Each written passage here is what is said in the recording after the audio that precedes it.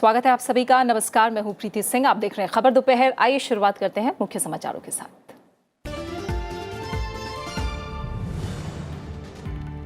किसानों और छोटे दुकानदारों को पेंशन देने का ऐलान। लोकसभा के लिए बीजेपी के संकल्प पत्र में 75 वादे। 1 लाख तक के किसानों के कर्ज पर 5 साल तक ब्याज माफ करने और सभी किसानों को किसान सम्मान निधि का लाभ देने का ऐलान।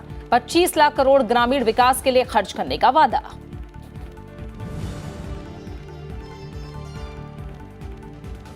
प्रधानमंत्री नरेंद्र मोदी का अलग जल शक्ति मंत्रालय का वादा। कहा, राष्ट्रवाद हमारी प्रेरणा, अंत्योदय हमारा दर्शन और सुशासन हमारा मंत्र।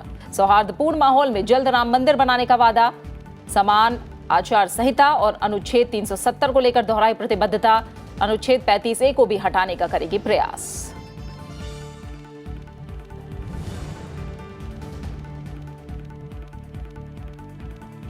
चरम पर चुनाव प्रचार। अल्मोड़ा में बीजेपी अध्यक्ष अमित शाह की रैली आज। पश्चिमी उत्तर प्रदेश के सहारनपुर, शामली और बिजनौर में राहुल प्रियंका की साझा रैलियां। मेरठ में मायावती की जनसभा। कूच बिहार में ममता बनर्जी की रैली। आरजेडी का घोषणा पत्र जारी।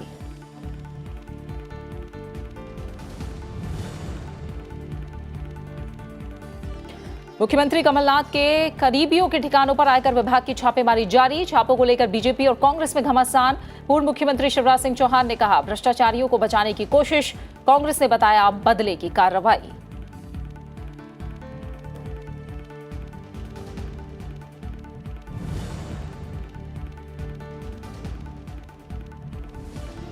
दुश्मनों के दांत खट्टे करने के लिए तैयार स्वदेशी तोप धनुष। जबलपुर में आज सेना में शामिल। 38 किलोमीटर मारक क्षमता के साथ पुरानी बोफोर्स से कई मायनों में बेहतर।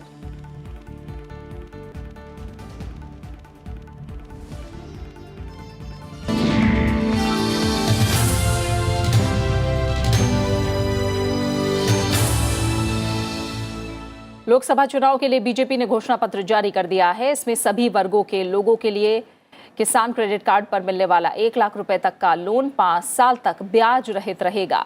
साथ ही ये भी कहा गया है कि सभी किसानों को किसान सम्मान निधि का लाभ मिलेगा। छोटे और सीमांत किसानों को पेंशन की सुविधा दी जाएगी। इसके अलावा 2022 तक किसानों की आय दुगनी करने पर जोर दिया गया है। सूक्ष्म, लघु और मध्यम उद्योगों के लिए 1 लाख करोड़ रुपए की क्रेडिट गारंटी योजना की बात भी कही गई है। बीजेपी ने राष्ट्रीय व्यापार आयोग बनाने का भी वादा किया है। छोटे दुकानदारों को 60 वर्ष के व्यापारियों को भी पेंशन दिया जाएगा। बीजेपी ने भारत में क्षेत्रीय असंतुलन को पूरी तरह से खत्म करने का भी वादा किया है। इसके अलावा लैंड रिकॉर्ड का डिजिटाइजेशन किया जाएगा। 2022 तक किसानों की आय दुगनी करने का भी वादा किया गया है और जमीन के सभी रिकॉर्ड का अब डिजिटाइजेशन किया जाएगा। इसके अलावा सभी किसानों को किसान सम्मान निधि का लाभ देने का भी वादा किया गया है। जम्मू कश्मीर से 35 से हटाने का प्रयास किया जाएगा और अनुच्छेद 370 को खत्म करने के अपने पुराने रुख पर बीजेपी कायम है। बीजेपी 3 तलाक के विरुद्ध कानून बनाकर मुस्लिम महिलाओं को न्याय दिलाने का भी प्रयास करेगी। साथ ही पूरे देश में एक साथ लोकसभा और राज्यों के चुनाव हों, इसके लिए आम सहमति बनाने की भी कोशिश करेगी। घोषणा पत्र में आतंकवाद और उग्रवाद के खिलाफ जीरो टॉलरेंस की नीति को पूरी दृढ़ता से जारी रखने की बात कही गई है।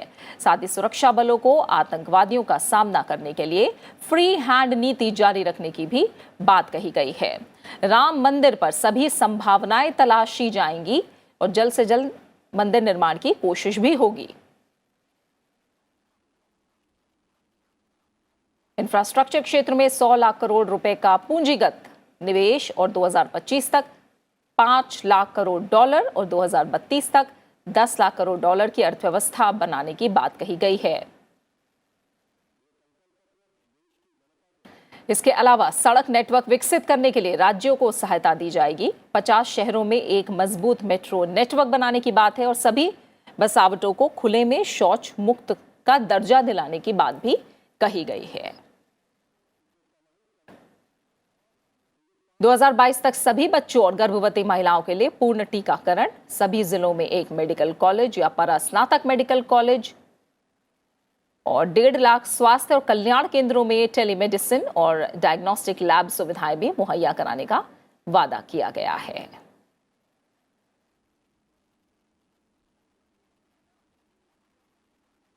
दिल्ली में संकल्प पत्र जारी करते हुए प्रधानमंत्री नरेंद्र मोदी ने कहा कि राष्ट्रवाद हमारी प्रेरणा है, अंत्योदय हमारा दर्शन है और सुशासन हमारा मंत्र है। प्रधानमंत्री ने कहा कि 2022 तक आजादी के 75 साल पूरे होंगे। तब देश के उन महापुरुषों जिन्होंने आजादी की जंग लड़ी थी, उनके सपनों का भारत बनाने के लिए हमने 75 लक्ष्य तय किए हैं।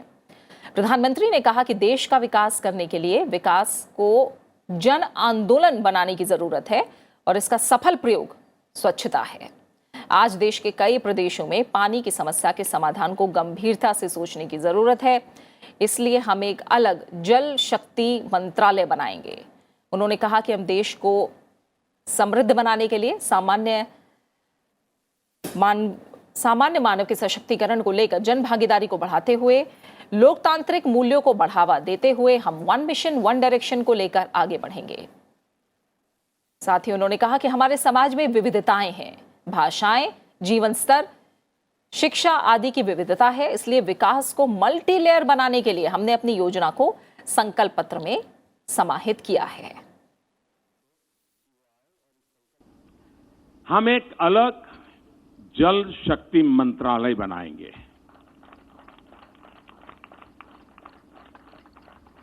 हमने इस बजट में मछुआरों के लिए, और कोस्टल एरिया में ही मछुआरे भाई बहन ऐसा नहीं है, हमारे देश की नदी तट की संस्कृति में मछुआरे एक बहुत बड़ी इकोनॉमिकल एक्टिविटी का माध्यम रहे हैं। और इसलिए हमने इस बजट में मछुआरों के लिए एक अलग मंत्रालय की बात बजट में कही थी। हम आने वाले दिनों में जल शक्ति एक अलग मंत्रालय बनाएंगे। नदियों का ऑप्टिमम यूटिलाइजेशन पानी का कैसे हो। कोई हैंडपंप लगाए और चुनाव जीत जाते थे, वो एक जमाना था। लेकिन अब माताओं बहनों को पानी की दिक्कत से मुक्त करके नल से जल कैसे पहुंचाए, इस पर हम काम करना चाहते हैं। हम पानी के संबंध में एक स्पेशल टास्क फोर्स, एक मिशन मोड में रचना करके उसका हम एक बहुत बड़ा बल देकर के काम करना चाहते हैं। प्रधानमंत्री नरेंद्र मोदी ने 2047 तक देश को विकसित देश बनाने के लिए एक मिशन मोड में काम करने की जरूरत भी बताई।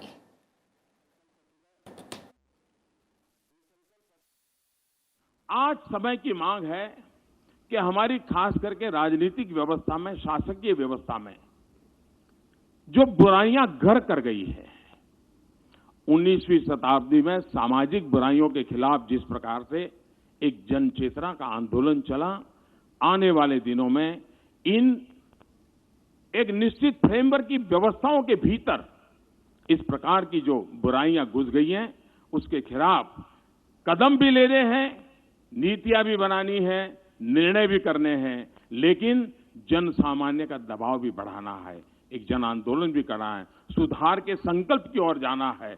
और उस दिशा में भी एक सकारात्मक विचारों को लेकर के हम देश को आगे ले जाने की दिशा प्रयास करते हैं। गांव, गरीब, किसान हमारे इस केंद्र में है।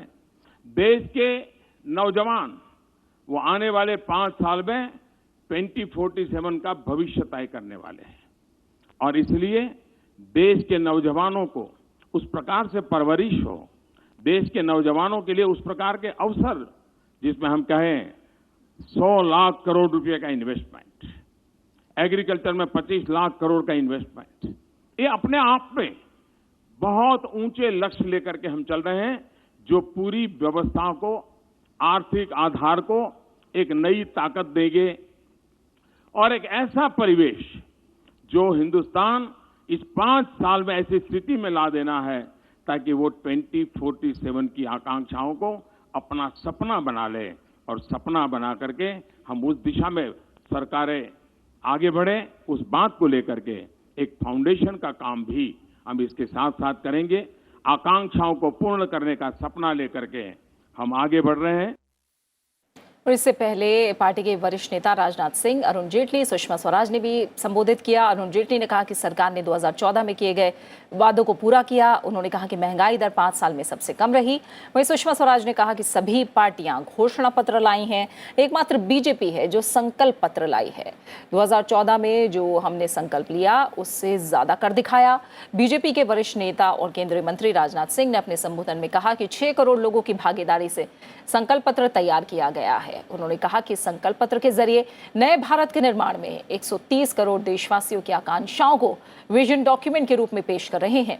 बीजेपी अध्यक्ष अमित शाह ने अपने संबोधन में कहा कि 2014 से 2019 की यात्रा ऐसी है कि जब भी भारत के विकास का और भारत का दुनिया में साख बनने का इतिहास लिखा जाएगा तो ये कार्यकाल स्वर्ण अक्षरों में लिखा जाएगा।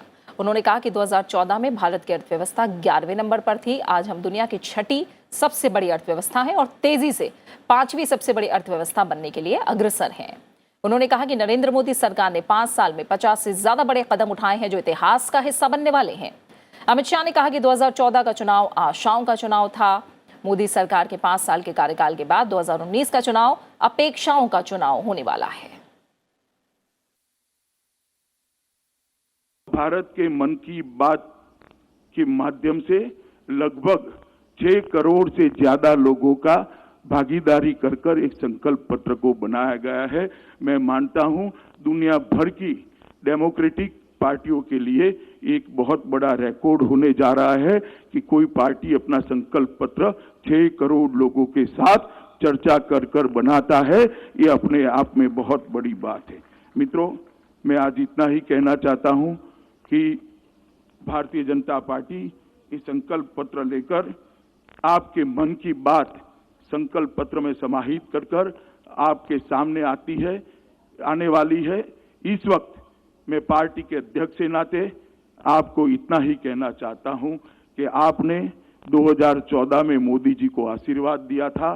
2014 से 2019 तक हमने आपकी अपेक्षाओं के अनुरूप काम किया है। कई चीजें जो हमारे संकल्प पत्र में नहीं भी थी उसको आगे ले जाने का काम किया है।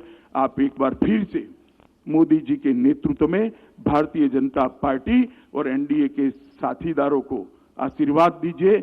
हम एक मजबूत सरकार देने का वादा करते हैं। हम एक निर्णायक सरकार देने का वादा करते हैं। एक पारदर्शी और संवेदनशील सरकार देने का वादा करते हैं।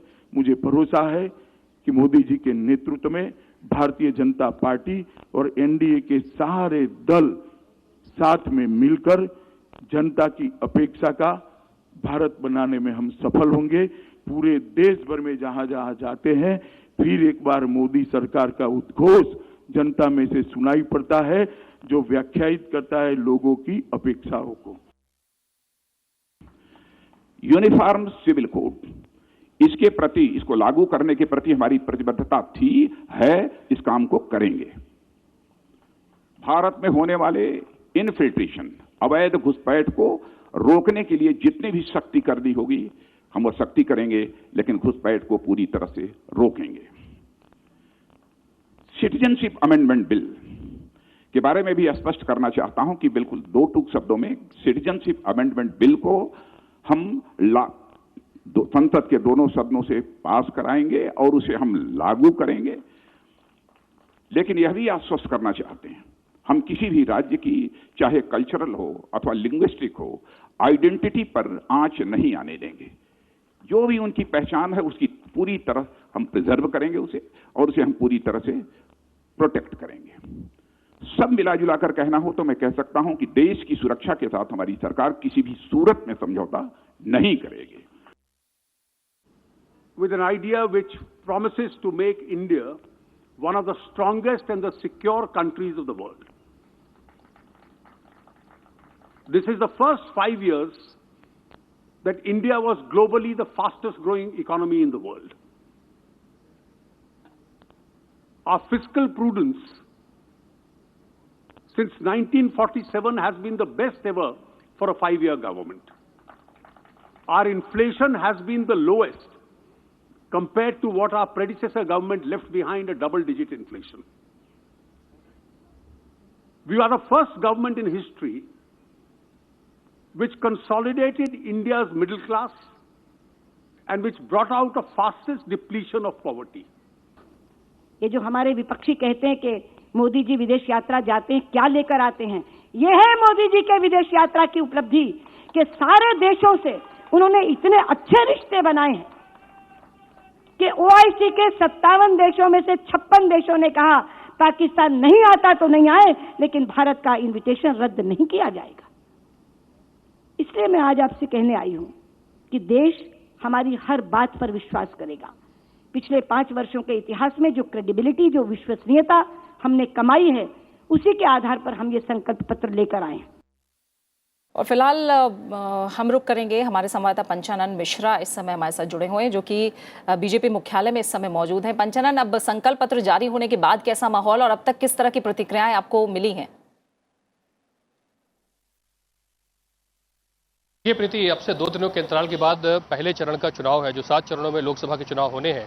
और भारतीय जनता पार्टी ने आज अपना जो एक संकल्प पत्र है, यानी जो वायदे करने जा रहे हैं 2019 के लिए, उनको सामने रख दिया। लेकिन एक जो बड़ी बात यहाँ पर कही गई अरुण जेटली की ओर से कि ये कंटिन्यूइंग गवर्नमेंट है और जो काम इसने किए हैं उसको लगातार जारी रखेंगे। और कई ऐसे नए काम हैं उनका भी उन्होंने घोषणा की। और जैसा कि उसमें एक बड़ी चीज़ हमको दिखाई दी कि किस तरह से किसानों के लिए यहाँ पर जो कर्ज की व्यवस्था है वो की, साथ ही जो प्रधानमंत्री जो निधि थी किसानों के लिए, अब उसको सभी किसानों के लिए लागू किया जाएगा। और साथ ही छोटे किसानों के लिए पेंशन की व्यवस्था भी कही गई। और इसी तरह की पेंशन की व्यवस्था छोटे व्यापारियों के लिए कही गई, यानी कि जो सोशल सिक्योरिटी की बात है और जो नीचे तक, निचले स्तर तक गरीब जो लोग हैं उन तक पहुंचने की बात है, वो कहीं ना कहीं एक दिखाता है कि जो कांग्रेस ने अपने घोषणा पत्र में जारी किया था न्याय योजना, और कही थी कि 72,000 करोड़ रुपए, 72,000 रुपए जो है हर साल हर बार लोगों को मिलेगा, जो लगभग 20% आबादी है इस देश की जो गरीब है। यानी कहीं ना कहीं उसके कंपैरिजन में कहीं ना कहीं बीजेपी उसको लेकर आई। माना भी जा रहा था कि ये कहीं उसके कंपैरिजन में कुछ ना कुछ आएगा। लेकिन साथ ही भारतीय जनता पार्टी ने बिल्कुल साफ कहा, प्रधानमंत्री ने भी, कि राष्ट्रवाद ये पार्टी का एक प्रमुख एक तरह से मुद्दा होगा। और ये भी क्लियर कर दिया कि धारा 370 हो चाहे 35A हो या फिर राम मंदिर बनाने का मुद्दा, पार्टी का स्टैंड जो 2014 में था वो भी बरकरार रहेगा। कश्मीर का मुद्दा पूरी तरह से 370 को हटाने की बात हो चाहे 35A, बिल्कुल इन सभी मसलों पर अपना विजन साफ किया है। पंचानन, आप हमारे साथ बने रहिए। हमारे साथ वरिष्ठ पत्रकार शैलेश कुमार जी इस समय स्टूडियो में मौजूद हैं। शैलेश जी, शुक्रिया राज्यसभा टीवी के साथ जुड़ने के लिए। बीजेपी ने अपने संकल्प पत्र को संकल्पित भारत, सशक्त भारत का टाइटल दिया और प्रधानमंत्री ने साफ कहा कि राष्ट्रवाद, अंत्योदय और सुशासन ही हमारा मिशन है। आपकी नजर में क्या बड़ी बातें हैं संकल्प पत्र की? देखिए, जो पहली महत्वपूर्ण बात यह है कि जो 2014 में बीजेपी ने जो वायदे किए थे और जिन चीज़ों को आगे रख करके वो चुनाव लड़ रही थी, वो इस बार उनमें से कुछ चीज़ें बहुत पीछे हटती हुई दिखाई देती हैं। और जैसे कि 2014 के चुनाव में रोजगार बहुत बड़ा मुद्दा था, इस बार रोजगार का जिक्र जो है इस में साफ तौर पर कहीं पर नहीं किया गया है। उसी तरह से आप काला धन एक बड़ा मुद्दा था पिछले चुनाव में, अन्ना हजारे के आंदोलन की पृष्ठभूमि में वो चुनाव आया था और काला धन जो है बड़ा मुद्दा था। विदेशों से काला धन लाने की बात थी, देश का काला धन निकालने की बात थी और उसमें नोटबंदी जैसे कुछ काम जो है वो सरकार ने किए, तो वो उसका भी जिक्र नहीं आता है। इसमें मैं भ्रष्टाचार एक बड़ा मुद्दा था, उसका भी जिक्र जो है वो नहीं आता है। उसकी जगह जो प्रमुखता दिखाई देती है, जब ये मैनिफेस्टो कमेटी के जो प्रमुख हैं माननीय राजनाथ सिंह जी, उन्होंने जब मैनिफेस्टो पर बोलना शुरू किया, यानी संकल्प पत्र पर बोलना शुरू किया, तो उन्होंने शुरुआत ही की कि राष्ट्रीय सुरक्षा जो है वो हमारा सबसे महत्वपूर्ण मुद्दा होगा। हालांकि बाद में मैनिफेस्टो में जिक्र है किसानों के लिए क्या क्या किया जाएगा, लेकिन एक जहां से आप शुरुआत करते हैं और जहां जिस दिशा में ले जाते हैं उससे एक डायरेक्शन का पता चलता है। तो बाद में प्रधानमंत्री जी ने खुद कहा कि हमारे 3 महत्वपूर्ण संकल्प हैं, उसमें जो राष्ट्रवाद, अंत्योदय और तीसरा सुशासन। तो एक 14 के मुकाबले बीजेपी के इस घोषणा पत्र में पैराडाइम एक बड़ा शिफ्ट नजर आता है। हालांकि जो मुद्दे हैं, किसानों के मुद्दे हैं, जो गरीबों के मुद्दे हैं, जो विकास के मुद्दे हैं, उसको एड्रेस करने की कोशिश निश्चित तौर पर की गई है। और जो कांग्रेस का हाल में घोषणा पत्र जारी हुआ उसके बाद बहुत सारे कयास भी लग रहे थे शैलेश जी कि बीजेपी के संकल्प पत्र पर निगाहें थी कि न्याय योजना को जिस तरह से कांग्रेस अपनी सबसे बड़ा दांव मान रही है इससे कितना काउंटर कर पाएंगे। कहीं ना कहीं हमने देखा राजनाथ सिंह और अरुण जेटली ने कहा कि कथनी और करनी में अगर अंतर हो तो नेताओं पर से विश्वास टूटता है, और अगर जिस तरह के वादे लगातार पिछले कई सालों में किए जा रहे हैं उनमें अगर थोड़े भी पूरे होते तो देश कहीं ना कहीं से कहीं पहुंचता। तो क्या ये टिप्पणी कांग्रेस को लेकर थी या फिर क्या कांग्रेस को इस न्याय योजना को हल्के में लिया है बीजेपी ने? दरअसल न्याय योजना जो है वो जो घोषणा है वो एक बहुत बड़ी घोषणा है, क्योंकि वो साफ तौर पर ये कहते हैं कि हम देश के 5 करोड़ परिवारों को जो सबसे गरीब हैं उनको 6,000 रुपये महीने यानी साल के 72,000 रुपये हम उनको उनके अकाउंट में भेज देंगे। अनुमान है कि 20% आबादी यानी करीब 25 करोड़ लोगों को इसका फ़ायदा मिल जाएगा। तो ये एक बड़ी घोषणा है। हालांकि बीजेपी और मोदी जी की सरकार ने इससे पहले एक काम किया, उन्होंने कहा कि किसानों को 6,000 साल के दिए जाएंगे और 2-2 हज़ार रुपये के हिसाब से पहले 2,000 की किस्त जो है वो पहुंचाई गई है। लेकिन जो न्याय योजना है उसमें सिर्फ किसान नहीं है, वो जो सबसे गरीब लोग हैं उसमें खेतिहर मजदूर बाकी सब लोग भी शामिल हैं। तो इससे अगर तुलना करके देखें तो आपको ये देखना होगा कि जो अमित शाह जी ने अपने वक्तव्य में कहा, पार्टी बीजेपी के अध्यक्ष, उन्होंने कहा कि पिछला जो चुनाव था वो उम्मीदों का चुनाव था और ये अपेक्षाओं का है। तो जाहिर सी बात है कि जब 5 साल तक सरकार रह चुकी है तो कहीं ना कहीं उसकी तुलना होगी।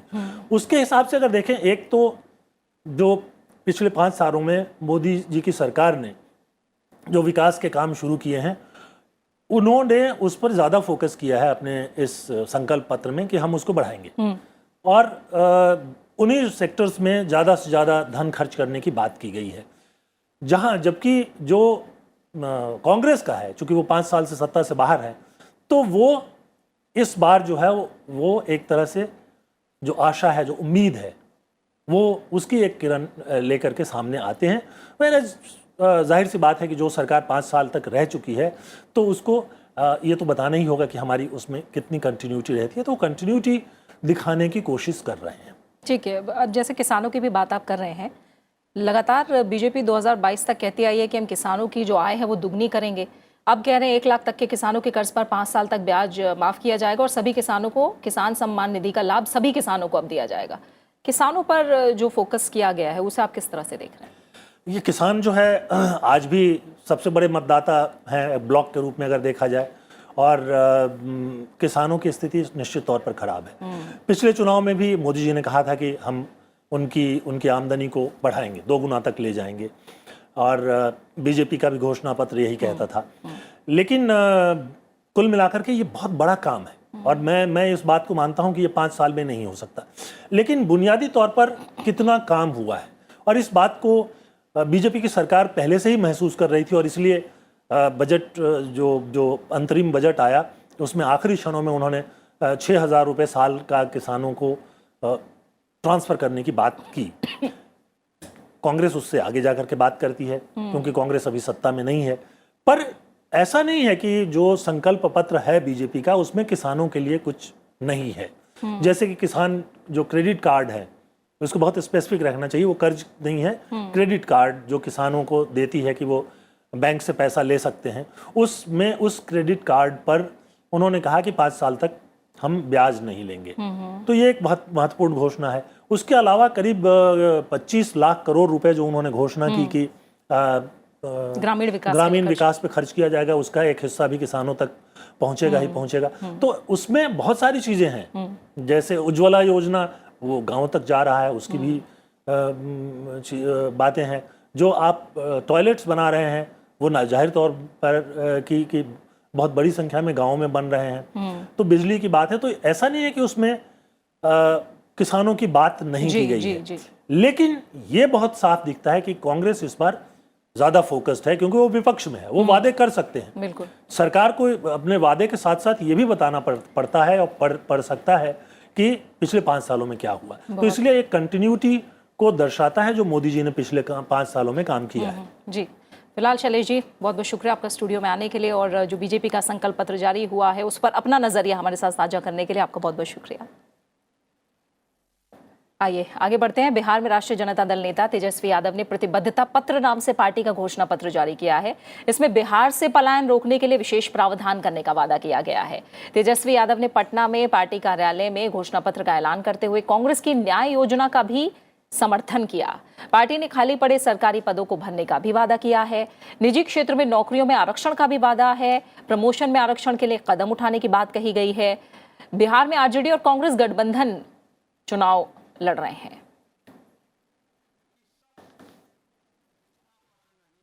वहीं लोकसभा चुनाव के तीसरे चरण के लिए 23 अप्रैल को 14 राज्यों और केंद्र शासित प्रदेशों में 112 निर्वाचन क्षेत्रों में वोट डाले जाएंगे। तीसरे चरण के लिए नाम वापसी की आज आखिरी तारीख है। इन सीटों पर 23 अप्रैल को मतदान होगा। 23 अप्रैल को तीसरे चरण में 115 सीटों पर मतदान होगा। तीसरे चरण में गुजरात की 26 सीटें हैं, वहीं केरल की 20, महाराष्ट्र और कर्नाटक की 14-14 सीटों पर वोट डाले जाएंगे। इसके अलावा उत्तर प्रदेश की 10, छत्तीसगढ़ की 7, उड़ीसा की 6, पश्चिम बंगाल और बिहार की 5-5 सीटें हैं। वहीं असम की 4 सीटें, गोवा की 2, जबकि जम्मू कश्मीर, दादर नगर हवेली और दमन दीव की 1-1 सीट पर भी मतदान होगा।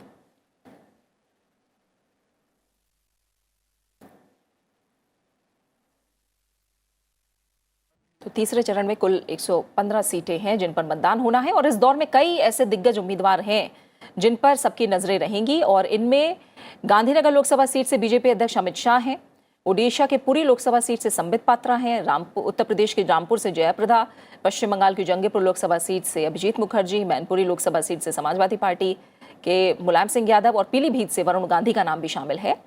ओडिशा में लोकसभा चुनाव और विधानसभा चुनाव एक साथ हो रहे हैं और उसके तीसरे चरण के लिए भी आज नाम वापसी की आखिरी तारीख है। इस चरण में 42 सीटों पर 23 अप्रैल को मतदान होगा। और इसी के साथ फिलहाल खबर दोपहर में इतना ही। आप बने रहिए राज्यसभा टीवी के साथ। नमस्कार।